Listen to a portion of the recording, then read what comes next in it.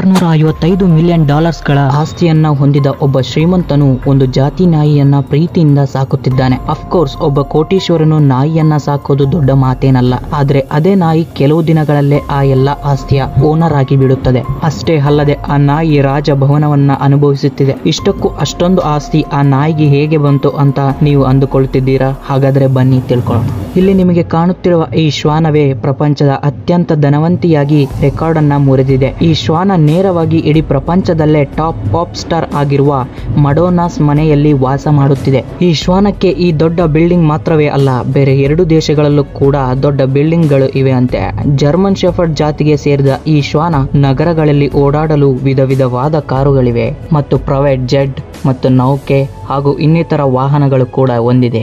ಹಾಗೆ ಅಚ್ಚರಿಪಡಿಸುವ ಇನ್ನೊಂದು ಸಂಗತಿ ಎಂದರೆ ಈ ಶ್ವಾನಕ್ಕೆ 27 ಜನ ಸರ್ವೆಂಟ್ಗಳು ಇದ್ದಾರೆ. ಅಡುಗೆ ಮಾಡಲು ಟಾಪ್ ಎಕ್ಸ್ಪರ್ಟ್ಸ್ ಕುಕ್ಸ್ ಗಳು, ಇನ್ನು ಈ ಶ್ವಾನಕ್ಕೆ ಸ್ನಾನ ಮಾಡಿಸಲು ಕೆಲವರು, ಡ್ರೆಸ್ಸಿಂಗ್ ಮಾಡಲಿಕ್ಕೆ ಕೆಲವರು, ಹೆಲ್ತ್ ಚೆಕಪ್ ಗೋಸ್ಕರ ಇನ್ನು ಕೆಲವರು. ಇದರ ಜೊತೆ ಆ ಶ್ವಾನಕ್ಕೆ ಎಕ್ಸರ್ಸೈಸ್ ಮಾಡಿಸಲು, ಆಟ ಆಡಿಸುವುದಕ್ಕೆ, ಬೇಟೆಗಾಗಿ ಕರೆದೊಯ್ಯುವುದಕ್ಕೆ, ಹೀಗೆ ವಿವಿಧ ರೀತಿ ಸೇವೆಗಾಗಿ ಸರ್ವೆಂಟ್ ಗಳನ್ನ ಹೊಂದಿದೆ. ಹಾಗೆ ಈ ನಾಯಿಗೆ ಪರ್ಸನಲ್ ಚೀಫ್ ಕೂಡ ಇದ್ದಾರೆ.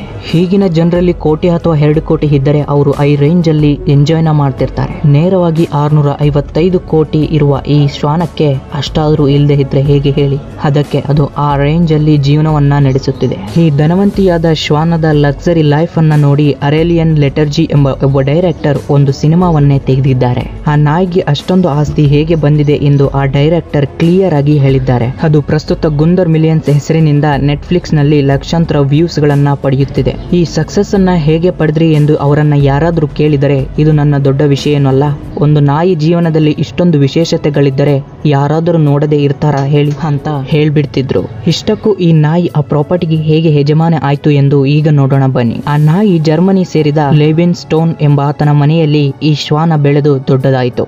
ಆತನ ಮನೆಯಲ್ಲಿ ಇದೊಂದು ಮಗಳು ತರ ಆಗಿಬಿಡ್ತು. ಲಿವಿನ್ ಸ್ಟೇನ್ ಎಂಬಾತನಿಗೆ 1000 ಕೋಟಿ ಆಸ್ತಿ ಇದೆ. ಆತನಿಗೆ ಗುಂದರ್ ಎಂಬ ಒಬ್ಬ ಪುತ್ರನು ಇದ್ದನು. ಏನಾಯ್ತು ಹೇಗಾಯ್ತು ಗೊತ್ತಿಲ್ಲ. ಆಗ್ಲೇ ಆತ ಒಂದು ದಿನ ಇದ್ದಕ್ಕಿದ್ದಂತೆ ಸೂಸೈಡ್ ಅನ್ನ ಮಾಡಿಕೊಳ್ತಾನೆ. ಸೊ ಲೆವಿನ್ ಸ್ಟೇನ್ ರವರಿಗೆ ಇನ್ಯಾರು ಮಕ್ಕಳಿರದ ಕಾರಣ ಆತನ ಎಲ್ಲಾ ಆಸ್ತಿಗೆ ವಾರಸುದಾರನೇ ಇಲ್ಲದಂತಾಯ್ತು. ಇದರಿಂದ ಆತ ಒಂದು ಟ್ರಸ್ಟ್ ಅನ್ನ ಏರ್ಪಾಡು ಮಾಡುತ್ತಾನೆ. ಅಂದರೆ ಗುಂದರ್ ವಂಶದ ಆಸ್ತಿಯನ್ನ ಮತ್ತು ಪ್ರಾಪರ್ಟೀಸ್ ಗಳನ್ನ ಮ್ಯಾನೇಜ್ ಮಾಡುವ ಜನರನ್ನ ಟ್ರಸ್ಟೀಸ್ ಎಂದು ಕರೆಯುತ್ತಾರೆ. ಆತ ಈ ಆಸ್ತಿಯನ್ನ ಟ್ರಸ್ಟ್ ಗೆ ನೀಡುವ ಮೊದಲು 655 ಕೋಟಿ ಮಾತ್ರ ತಾನು ಪ್ರೀತಿಯಿಂದ ಬೆಳೆಸಿದ ಆ ಶ್ವಾನಕ್ಕೆ ಆಸ್ತಿಯನ್ನ ನೀಡುತ್ತಾನೆ.